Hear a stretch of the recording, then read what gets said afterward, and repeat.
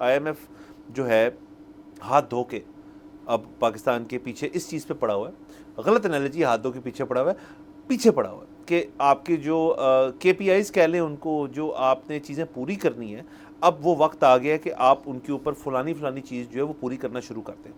Namely اس کے اندر جو tax نظام کے اندر تبدیلی ہے اس کے اوپر بہت زیادہ گفتگو ہوئی ہے۔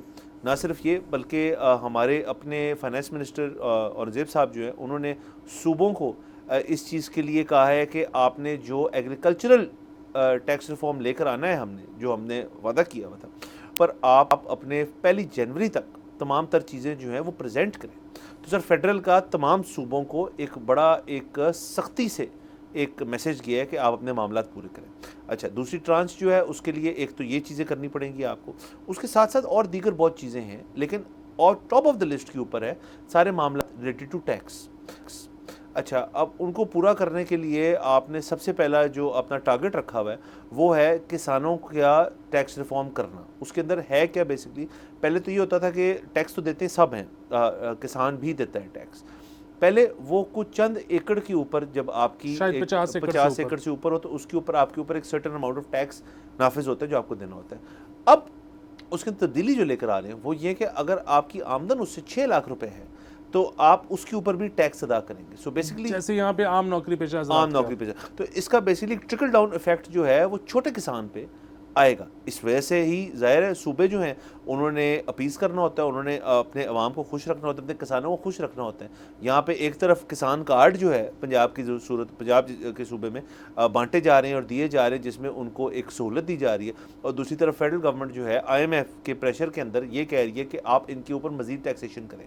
اچھا، یہ ایک بات ہوگی سر۔ اس کے علاوہ ایپٹما نے اپنی ایکسپورٹ اورینٹیڈ پالیسیز جو ہیں اس کے اوپر بھی بات کی ہے بہت سارا، اس کے اوپر بھی بات کر لیتے ہیں۔ اور لاسٹلی یہ کہ جو عام شہری ہے، جو عام شخص ہے، اس سے ٹیکس کلیکشن جو ہے ابھی تک ایک ریئلٹی نہیں بن چکی، گورنمنٹ نہیں کر پائی، ایف بی آر نہیں کر پائی۔ آئی ایم ایف کو اس چیز کے بھی ان کے ریڈار پہ چیز ہے، لیکن پہلے سے شروع کرتے ہیں ایگریکلچر سے۔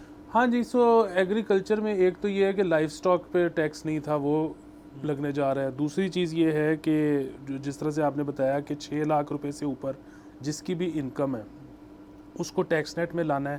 اچھا، اور کسانوں کے کیس میں جو ایک اضافی چیز ہو رہی ہے وہ یہ ہے کہ ہمارے یہاں تو ظاہر ہے یہاں تو ایٹ سورس کٹ جاتا ہے، اور جس کا ایٹ سورس نہیں کٹتا وہ پھر جب فائل کرتا ہے تو وہ خود ڈکلیئر کرتا ہے کہ میں نے اس سال اتنے پیسے کمائے۔ وہ پھر جب ایف بی آر کو اگر ٹھیک نہ لگے تو وہ اس کو چیلنج کر دیتا ہے کہ آپ غلط کہہ رہے ہو، اور اس پہ پھر کیس ہوتا ہے، پھر آپ کو ثابت کرنا پڑتا ہے۔ اچھا، کسانوں کے کیس میں وہ پرپوز یہ کر رہے ہیں کہ اسسٹنٹ کمشنر یہ بتائے گا کہ اس شخص کی انکم کتنی تھی۔ سو یہ بھی ایک اضافی چیز ہے۔ اچھا، اب اگین اس میں کسان آ جائیں اور جو لوگ ہیں جو کہ ٹیکس نیٹ میں شاید شامل نہیں ہیں وہ بھی آ جائیں، جو کچھ حکومت کی پالیسی ہے یا جو بنانے جا رہی ہے یہ سارا کچھ جلدی سے کر کے دیکھ لیں۔ اس کی وجہ یہ ہے کہ جیسے میں نے شروع میں ذکر کیا 356 ارب روپے سے ٹارگٹ مس کرنا کوئی چھوٹی بات نہیں ہے، اور آپ آئی ایم ایف کو اس وقت اس قسم کا امپریشن نہیں دے سکتے کہ ہم کو سیریس لوگ نہیں ہیں۔ اب مطلب اس وقت جو ہماری اسٹاک مارکیٹ امپروو کر رہی ہے، اس وقت ہمارا اگر کرنٹ اکاؤنٹ ڈیفیسٹ ہے ہی نہیں، اور اس طرح کی جو ہماری چیزیں، اب ہماری کرنسی سٹیبل ہے، یہ سب کچھ مشروط ہے آئی ایم ایف کے ساتھ۔ سو آپ ان کو ڈرا نہیں سکتے، ان کو جو ہے وہ ڈاؤٹ نہیں پیدا کر سکتے ان کے ذہن میں۔ اچھا، اب on the other hand IMF کو بھی تھوڑا سا یہ سمجھنے کی ضرورت ہے کہ یہاں پر آپ کسانوں پہ شاید اتنا ٹیکس نہیں لگا سکتے جتنا آپ نے شاید کامیابی سے تجربہ کیا تھا آئرلینڈ میں۔ سو آئرلینڈ کے معروضی جو حالات ہیں وہ کچھ اور ہیں، پاکستان کے معروضی حالات کچھ اور ہیں۔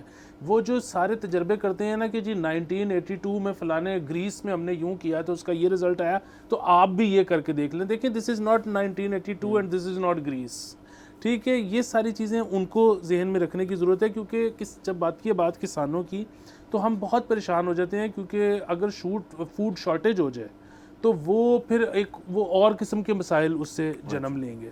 اچھا، تیسری اور آخری بات یہ کہ میں یہ چاہتا ہوں کہ جو بھی حکومت کرنا چاہتی ہے جلدی اپنی ساری پالیسیاں کر کے دیکھ لے، کیونکہ اگر خدا نخواستہ اس میں کامیابی نہیں ہوتی تو ہمیں اپنی سروس ڈلیوری کا ماڈل بہتر کرنا پڑے گا۔ سبسکرائب کریں اور بیل دبائیں تاکہ کوئی خبر رہ نہ جائے۔